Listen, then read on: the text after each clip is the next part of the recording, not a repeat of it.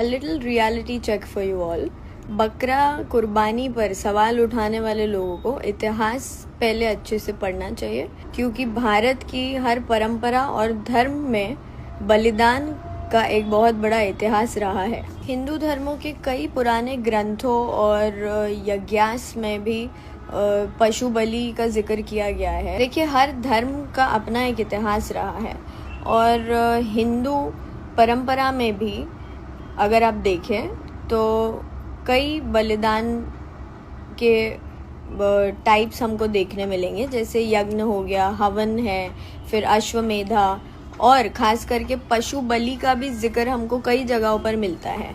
तो हम ये सब भूल कर, ये सब इग्नोर करके किसी एक कम्युनिटी को, किसी एक रिलीजन को क्यों टारगेट कर रहे हैं, जबकि हमारा देश डाइवर्सिटी का एग्जाम्पल है। I have read this in some books that in some traditions devoted to goddess worship, goats and buffaloes were sacrificed during festivals like Durga Puja and Kali Mata worship in some regions, and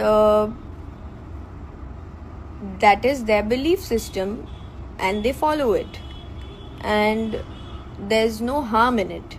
अगर आपने Hinduism की कोई books पढ़ी है तो आपको पता होगा कि सैक्रिफाइसेस और बलिदान सिर्फ इस्लाम के हद तक और इस्लाम तक सीमित नहीं है।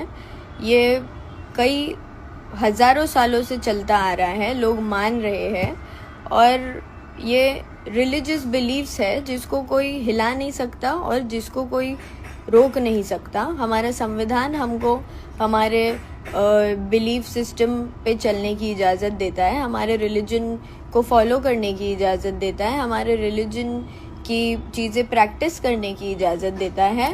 तो लोगों का इस तरीके से किसी एक धर्म को टारगेट करके नफ़रत फैलाना और एक नफ़रती माहौल बनाना, ये सरासर निंदनीय है, ये गलत है। इस्लाम में कुर्बानी नफ़रत या हिंसा का प्रतीक नहीं है।